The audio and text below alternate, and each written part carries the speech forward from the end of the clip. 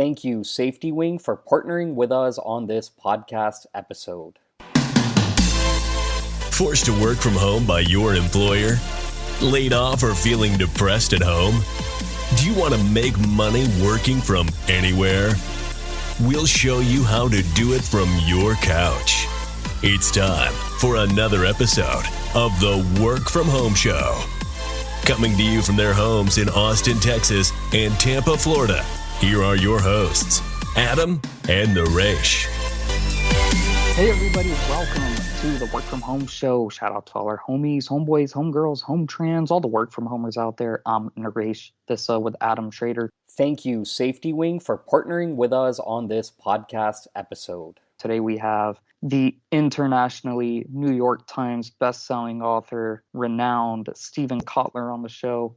He's the founder of the Flow Research Collective, one of the world's leading experts on ultimate human performance. And you've probably heard of his best-selling books, including Abundance, The Future is Better Than You Think, Stealing Fire, How Silicon Valley, the Navy SEALs, and Maverick scientists are revolutionizing the way we live and work, The Rise of Superman, Decoding the Science of Ultimate Human Performance, Bold, How to Go Big, Create Wealth, and Impact the World, The Future is Faster Than You Think, How Converging Technologies are Transforming Business, Industries, and Our Lives, and the new book, The Art of Impossible, Peak Performance Prayer.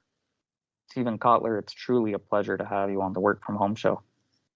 It's good to be with you. Let's start with your latest book, The Art of Impossible. In the book, you did a lot of research through Flow Research Collective on elite performers. So tell us, what do you define as elite performers, or who do you define, if you can give examples of as elite performers, and what are their secrets that you found consistently? I always say that, my job for 30 years was spending time in pretty much every domain: sports, science, art, technology, culture, wherever you saw the impossible become possible. So a feat, it could be a technological innovation, it could be a company doing incredibly well, it could be an athlete doing something that's never been done before. But I basically spent 30 years studying those moments in time when the impossible became possible. So when I am talking about elite performers in the context of the book, at that really high level, like, where were the lessons learned from? They were learned from studying people who had accomplished what I call capital I impossible, that which has never been done. The book, though, is really sort of meant to be utilized by anybody who's interested in what I would call lowercase I impossible, all that stuff we think is impossible for ourselves. And the end result of 30 years of research is there's no secret. Peak performance, elite performance, optimal performance, whatever your terminology, it doesn't matter. It's nothing more or less than getting our biology to work for us rather than against us. And so you asked, what did I mean by peak performance? What I mean is that when I say it's getting our biology to work for us rather than against us, when you peer under the hood at the biology, especially of cognitive peak performance, which is sort of where a lot of my focus has been, mental peak performance, you really see four sets of skills. There's a skill set that falls under the heading of motivation. There's a set of skills under the heading of learning. There's a set of skills under the head of creativity. And finally, there's a set of skills under the heading of flow. And flow is the term for that optimal state of consciousness where we feel our best and perform our best. It's that in the zone moment where we get so sucked in by what we're doing that everything else just disappears and performance tends to go through the roof. And the way to think about all four of these components together, and this is the real answer to your question, is peak performance is essentially these four attributes, because when you're faced with any challenge, motivation gets you into the game. Learning allows you to continue to play. creativity is how you steer. And this is especially true if you're going for, high, hard, quasi impossible goals where, one of the things that defines them is there's no clear path between where you are and where you want to go. Creativity is definitely how you steer. And then flow, which is kind of a state of optimal performance that all humans are hardwired to get into, is how you turbo boost the results. So and essentially the art of impossible is a playbook for how to do exactly that. It's a neurobiology-based playbook for how to harness these kind of 4 skill sets. So you talk about flow and how it can be your people's personalities can really drastically shape how you get into flow. So how does somebody's personality impact the way that they can find their sense of flow? There's a couple. Let me just start at the beginning on this one. At the Flow Research Collective, we sort of have a saying, which is personality doesn't scale, biology scales.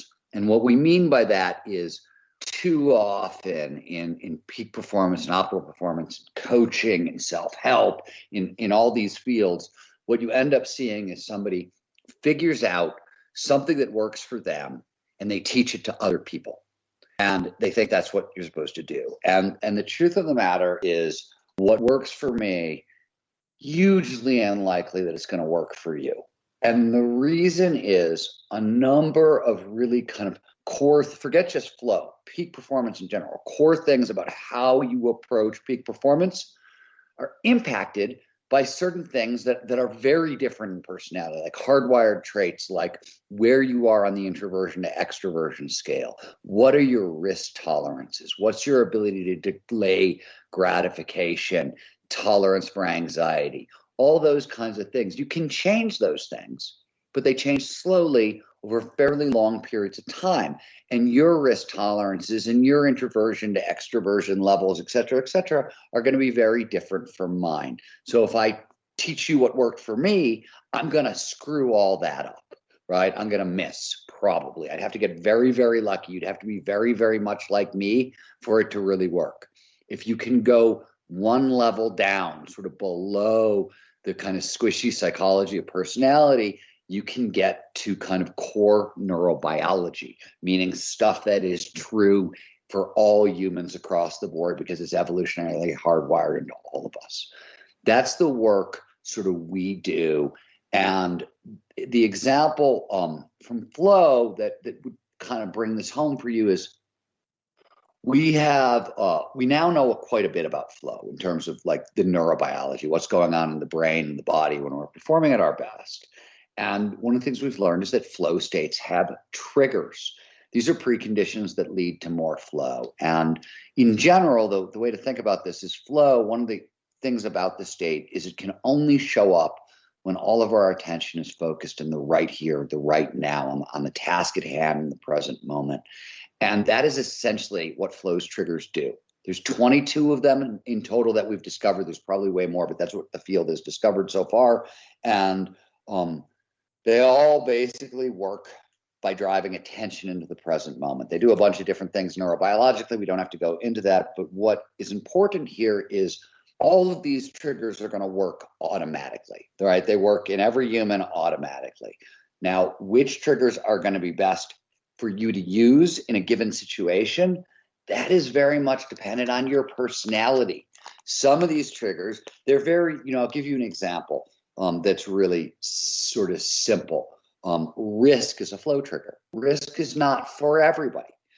Some people would prefer to use novelty as a flow trigger. Put me in a new, cool environment with stuff that I haven't seen before, and both of them will produce dopamine, which is a performance-enhancing, focusing neurochemical, right? And that's the evolutionary part. Anytime we take a risk, you get dopamine.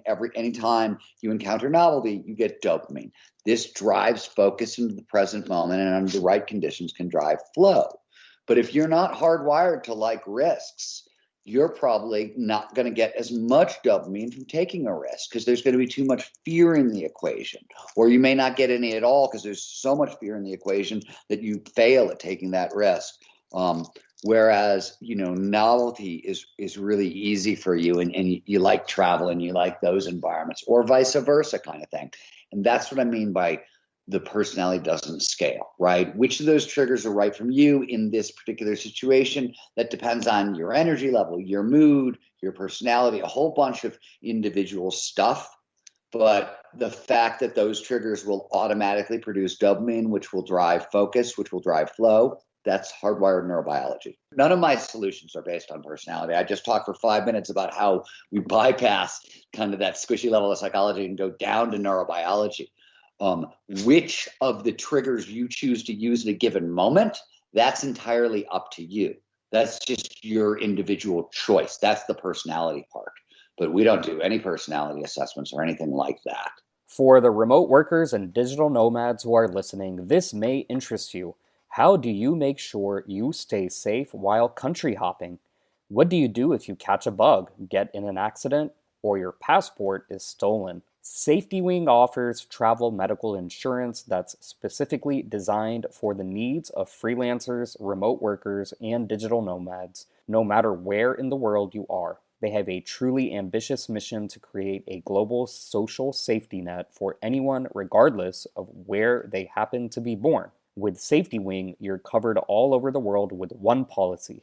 It's a monthly subscription, so you're continuously covered, and you can turn it off anytime. A little bird just told me they also recently launched a new version of their Nomad insurance product with $0 deductible and a new claim process that takes less than 5 minutes to fill in. So if this sounds like it would be right for you and your adventures, check out our link in the show notes and make sure you save it for your next trip, which you can buy even if you're already traveling. I brought up Myers-Briggs and the way they do things. I'm not a huge fan of it. I'm sure you've looked into it. But then there are even religions that say there are, 4 types of people in this world. These are the 4 types of people. And it's not really, it doesn't go into their personality so much as maybe like history, a little bit of characteristics, traits. What do you have to say about all those, and why could those be somewhat incorrect, and how is your way more accurate? First of all, these are apples and oranges. I work on the neurobiology of flow. So I work on what's going on in the brain and the body when we are performing at our best. You're asking about a totally different field, psychology, not neurobiology, and you're asking about the field of personality psychology. And what do I think of tests like the Myers-Briggs? I'm not.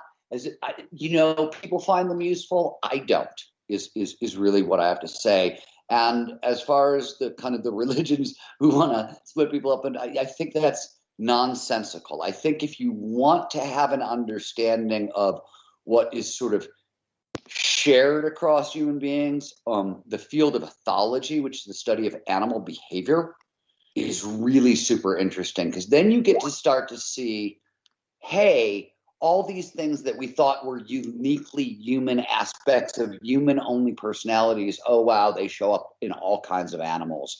They're actually mammalian characteristics, not human characteristics. I think that kind of approach to behavior is really, really interesting and fruitful. And, we've learned a great deal. Some of the great minds of the 20th century, John Bowlby, Mary Ainsworth, folks like that who started looking at animal behavior and then moved into human behavior. There's that approach, I think, has a lot of merit. The problem I have with a lot of the personality stuff, I'll give you a simple example. So the Big Five, which is the most well-validated of all the personality profiles out there, and it does seem to very much reflect important things about who we are. It was done using semantic analysis. We've played with semantic analysis at the Flow Research Collective for flow work, and just found it time and again lacking. I don't find it rigorous enough. I don't find it useful enough. I think there's too much human decision making in the chain still. So that's a long answer to say that not super interested in it, haven't found it super useful, but a lot of people have. So I'm just one opinion here. A lot of people find this stuff very, very useful. I haven't. Yeah, I brought that up because you brought up the example of, what might work for you, what might work for a high performer or an elite performer may not work for another elite performer. Yeah, but you have to. I took it a step farther, and it's worth understanding what I mean by that. Is it's not just an elite performer, a high performer, because those are not personality types. Like I have spent, my life hanging out with elite performers per se, and there's no one type of elite performer. They're wildly different. They're as varied as anything else. What they have in common is they've used the exact same tools, our biology, to achieve kind of that level of greatness. But the big point that I want to make is it's not just personality driven. Like, for example, I have to tell you more about flow triggers for this to actually make sense. So let's talk about the most important flow trigger, what's called the golden rule of flow. Sometimes it's referred to as the challenge skills balance. So remember I said earlier that flow follows focus. It can only show up when all our attention is in the right here, right now. What that really means is, one of the things that means is we pay the most attention to the task at hand when the challenge of that task slightly exceeds your skill set. So you want to stretch but not stop. Now, if I were to say this emotionally, I'd say, hey, that sweet spot is not exactly at the midpoint, but very close to the midpoint between boredom, not enough stimulation here, I'm not paying any attention, and anxiety, whoa, way too much stimulation, I'm paying too much attention. Now, what really codes for this sweet spot underneath, there's a lot of different components that go into it that are very individually different. Your tolerance for anxiety, your risk tolerance, your ability to delight gratification, your cultural background, your actual skills, your confidence level, all those things go into where at the personality level, where kind of is this challenge skills sweet spot.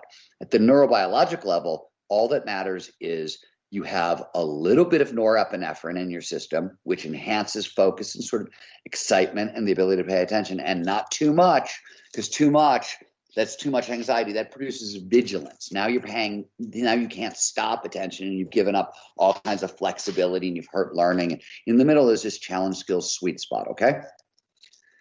Now, we can go into further detail about it, but my point is this is a variable, meaning you're going to be different than your challenge skills sweet spot is going to be very different than mine, and it's going to depend on the activity. So where I set my challenge skills sweet spot, for example, this morning as a writer, is very different from where I'm going to set it this afternoon when I go to the gym as an athlete, right? And that challenge skills sweet spot is not only going to differ for me, between activities, it's going to differ day to day. Tomorrow, for example, I may wake up and be really tired and not be able to focus. And so my challenge skills sweet spot with writing is going to be a little different. Maybe I'll have to write a little less, that kind of thing. So it moves on a day-to-day basis. It moves over time.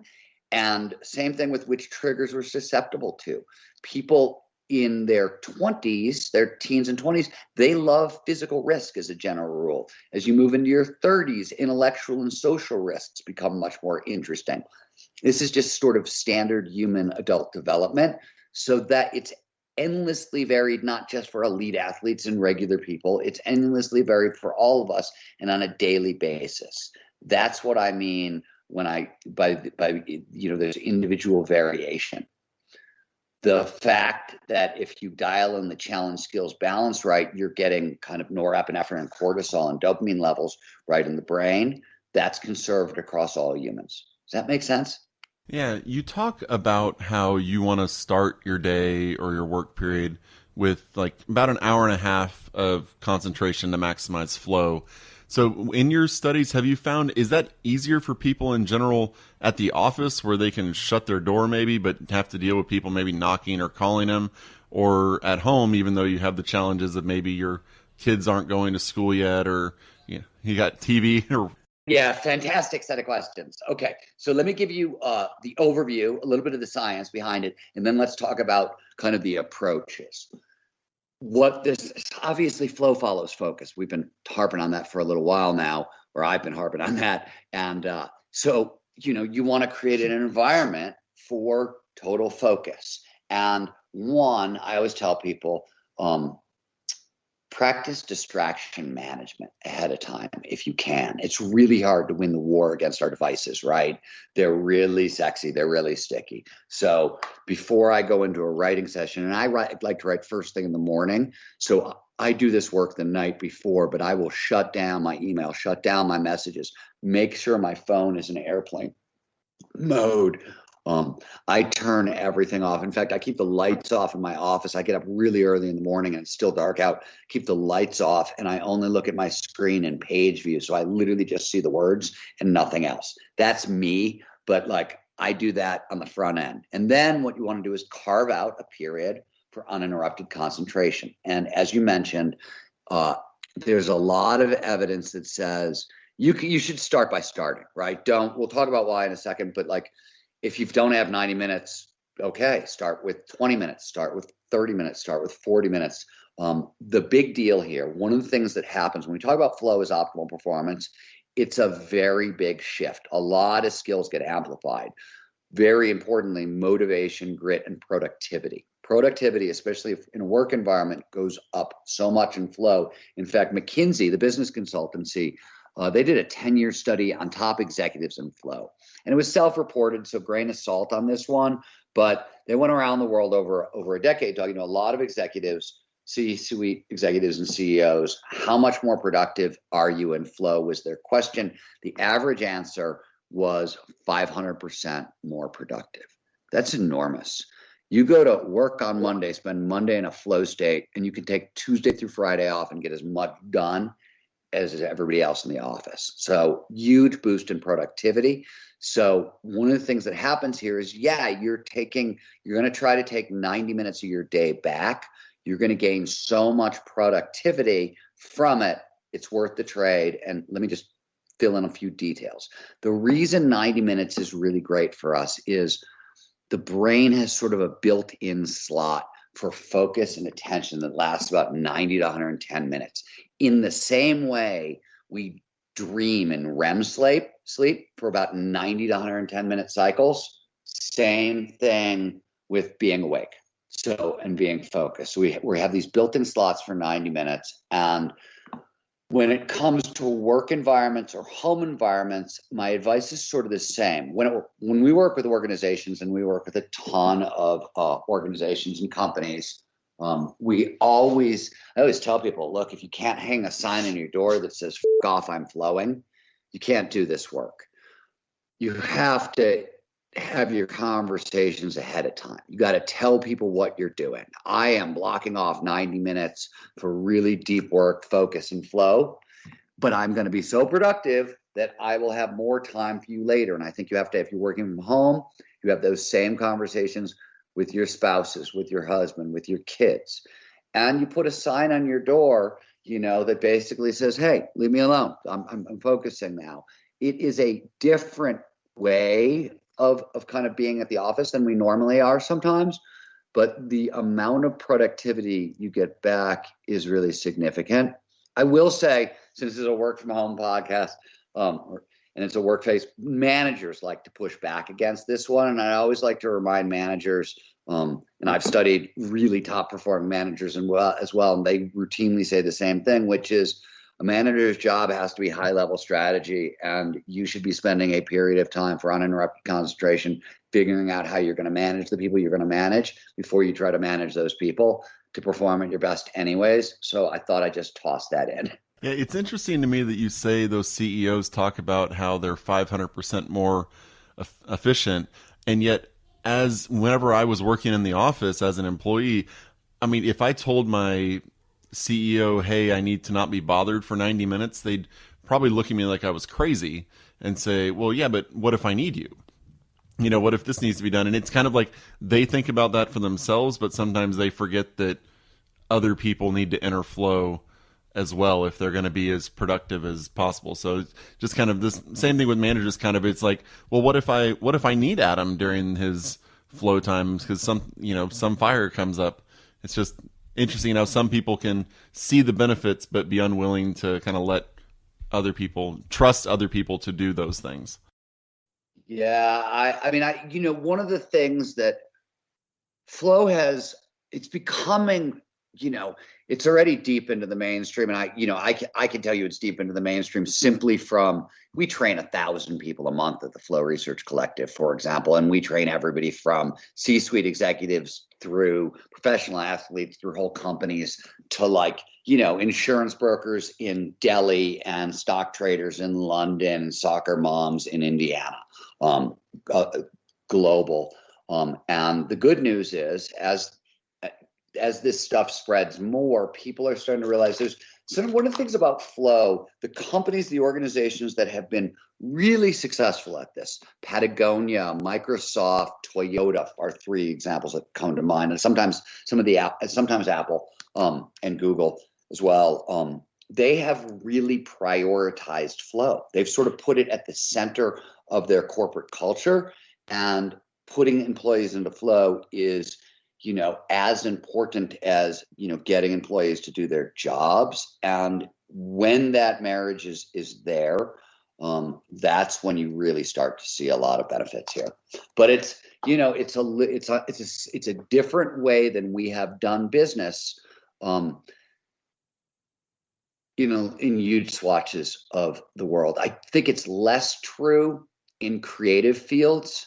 I came up as a journalist, and it is really not unusual in a magazine setting, for example, or even in a TV setting or any of those places, to see people shut their doors for long stretches of time, and everybody knows you don't knock, because they're doing hard creative work. And you can't, if you're doing anything that's hard and creative, you need non-time, and you need no one. So all of this, that's what you'd call it, non-time, when you shut the door, when you're no one is, when I shut the door, I'm talking about the benefits of silence, and the benefits of quietude. And so think about that challenge skills balance, right? I said you want to maximize flow. So what I always tell people is this: three things when you think about this 90-minute period of uninterrupted concentration. Three of flow's most important triggers come into play. The first is a clear goals list. That's an action plan for the day, right? It's literally nothing more than your to-do list made in a specific order. The order you're going to do the items, first of all. Second of all, try to start with your hardest task first, right? The thing that will be the biggest win and requires the most focus and concentration, because willpower tends to decline over time, right? So you're going to lose it naturally over time. You want to start with your hardest task when you're most awake, most alert, most able to focus deeply.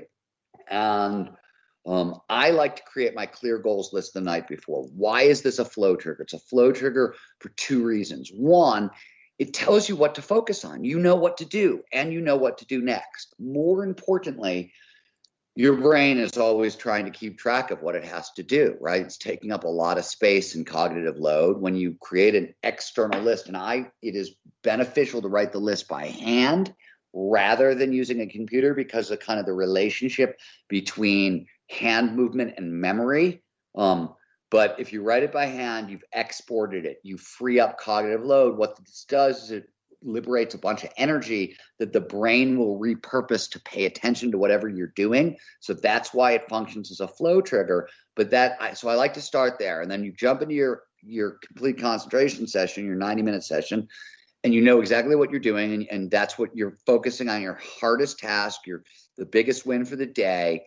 And how are you attacking that problem? You're attacking that problem using the challenge skills balance. You want to be pushing yourself to the edge of your skills, right? You want to be outside your comfort zone, not too far outside, but outside enough that, it's a little uncomfortable. You have to be willing to be a little uncomfortable. And I can give sort of more examples of what that looks like in an office environment in a second. But the thing I want you to understand here is that challenge skills balance is really about how much anxiety do I feel, right? If I feel too much, I'm going to get pushed out of the sweet spot. If I don't feel enough, I can't get into it.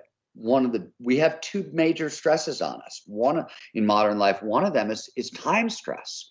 We are all rushed for time, but everything about creative thinking, everything about learning, everything about flow We need to slow down. And that's why I start writing at 4:00 in the morning and it's pitch black outside, because nobody needs me.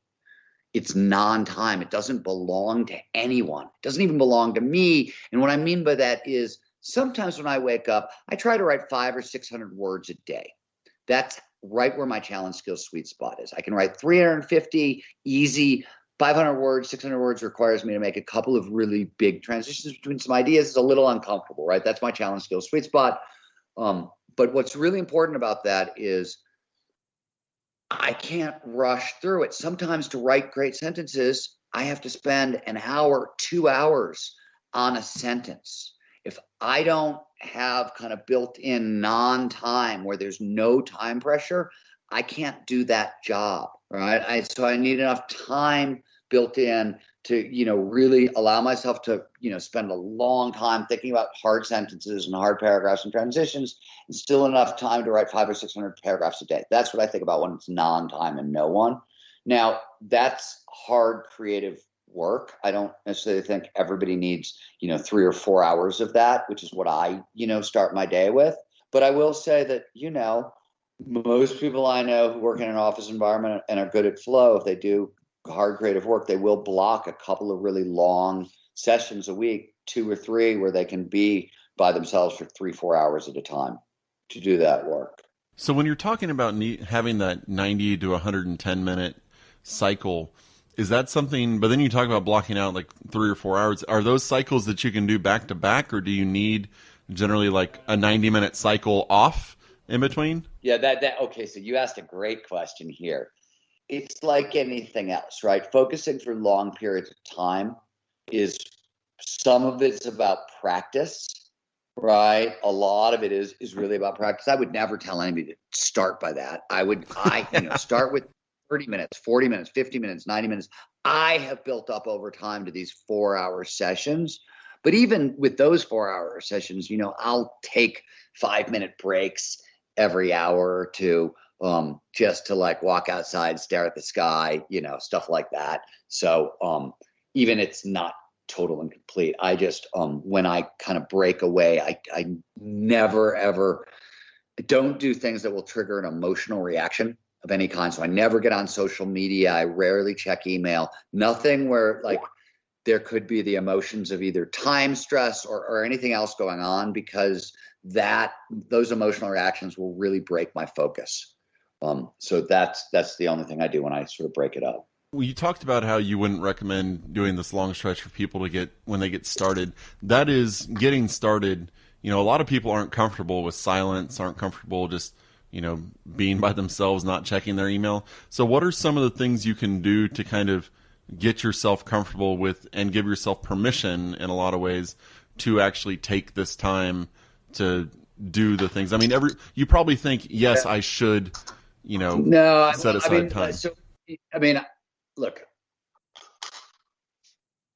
for me, the science is enough. Knowing how my biology works, knowing you can't fight your biology, you will lose. You will lose. You won't win. So you can't fight your biology. All you can do is work with your biology. So like, one, I think that's where I start with that. And two,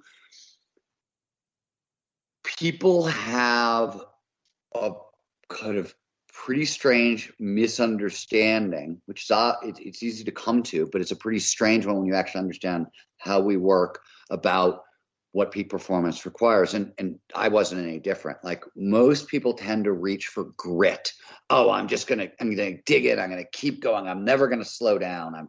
All that stuff. Like, that's the only tool in their bag. And if that's the only tool in your bag, you're gonna burn out. Like, it's a lousy first tool. There's like 6 different foundational motivators you can reach for before you kind of reach for grit.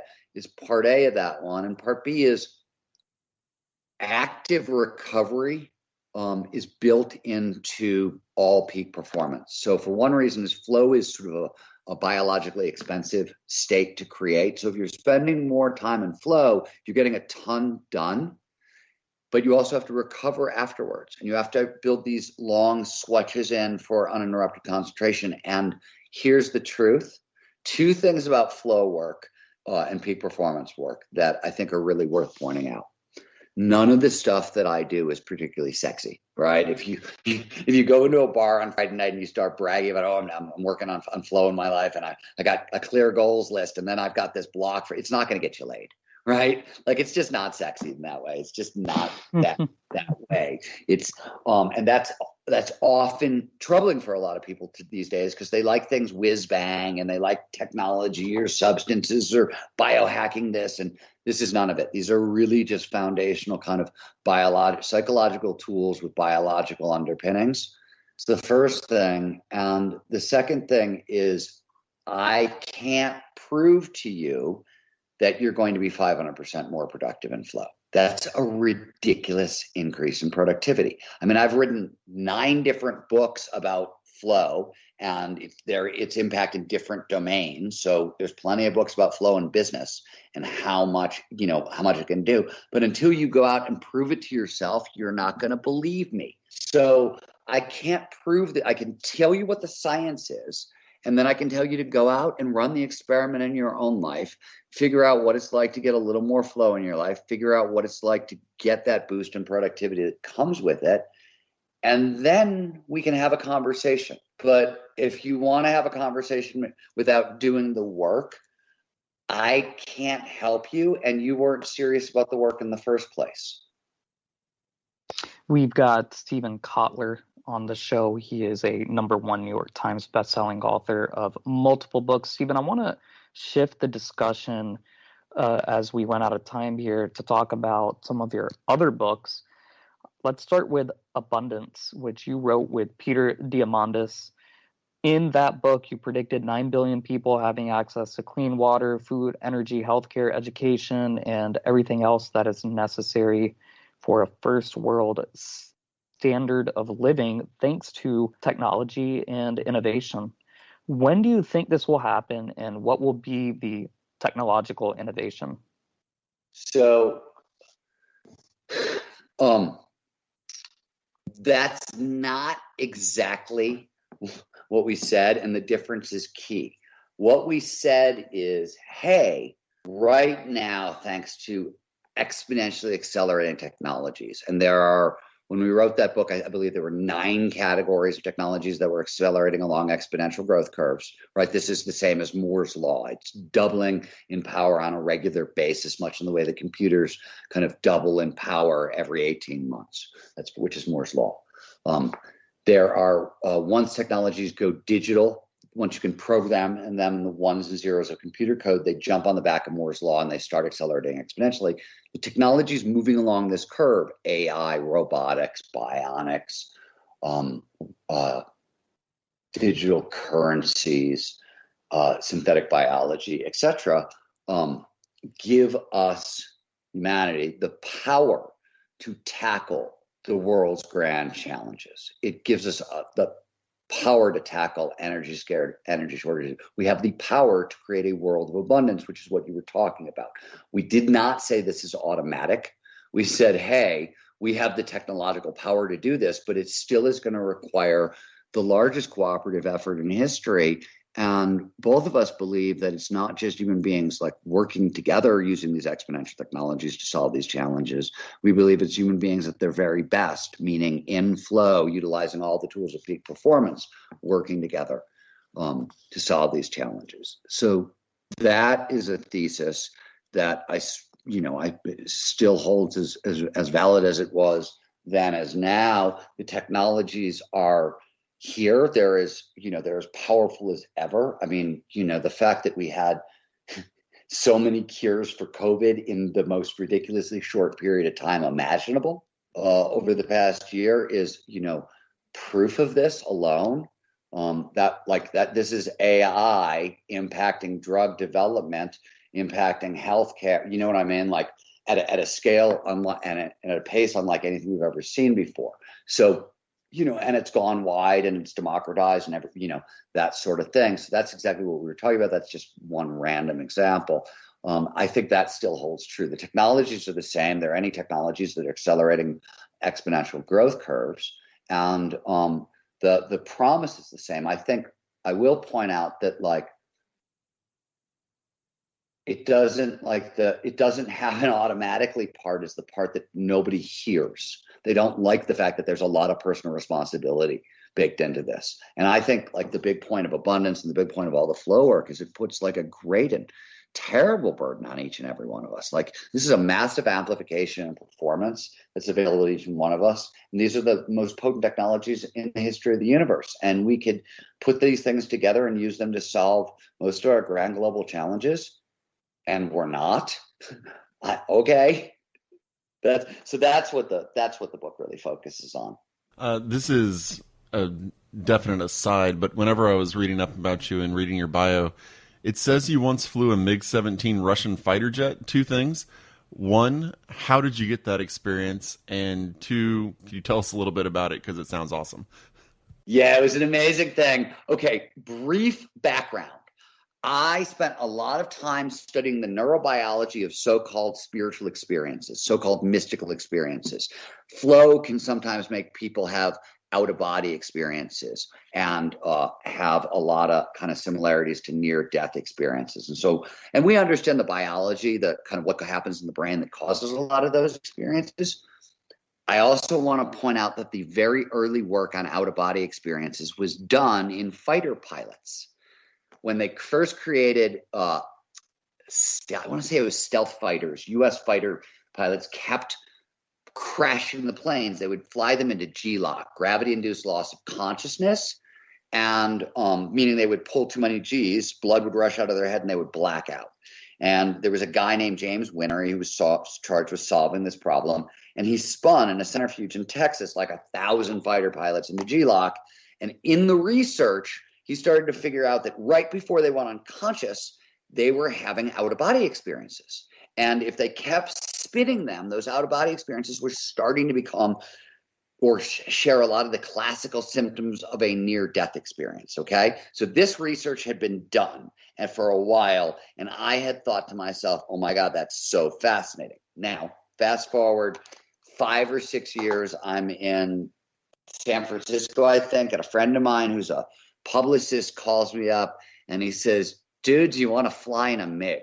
I said, what are you talking about? He said, yeah, Stolichnaya, the vodka, just bought a fleet of MiGs from the Russian army, which is being decommissioned, Cold War. So they're selling off MiG fighters to various people, and Stoli bought a bunch. And one of them is a MiG trainer. And would you like to go for a ride in a MiG? Because a MiG is a single-seater fighter plane, but a MiG trainer, there's a pilot seat up front and there's a co-pilot seat directly behind them. And so I said yes, and I got to the airfield, and I've never flown an airplane before. I've been in airplanes, but I've never flown. I've jumped out of airplanes, skydived, but I have never flown an airplane. And we get there, and in the MiG, the pilot goes in the front seat and the co-pilot goes in the back, and they put me in the front seat, and the pilot walks up and he starts telling me how to fly the plane. You move the rudder here, these are the pedals, this is how it works. And I'm looking at him, I'm like, buddy, you do know I don't know how to fly, right? He's like, oh yeah, I know, not a problem. And he's like, just in case. And I was like, okay, great. So we take off, and it is a crazy takeoff. There's no front to a MiG. You're in a bubble. The ground is right beneath you, and you're going 100 miles an hour, and then you're in the air, and it's amazing. And we're 50, 60, 70 feet off the deck. And the pilot says, okay, you have the stick. And I thought he was kidding. And I was like, what do you mean? He's like, fly the plane. And so I started flying the plane, and I took us up, and I said, well, what can I do? He said, you can do anything you want to. I'm pretty sure I can get us out of trouble. And I said, can I fly this thing into G-lock? There's this weird neuroscience experiment I want to run. And he's like, you want to fly the MiG into G-lock?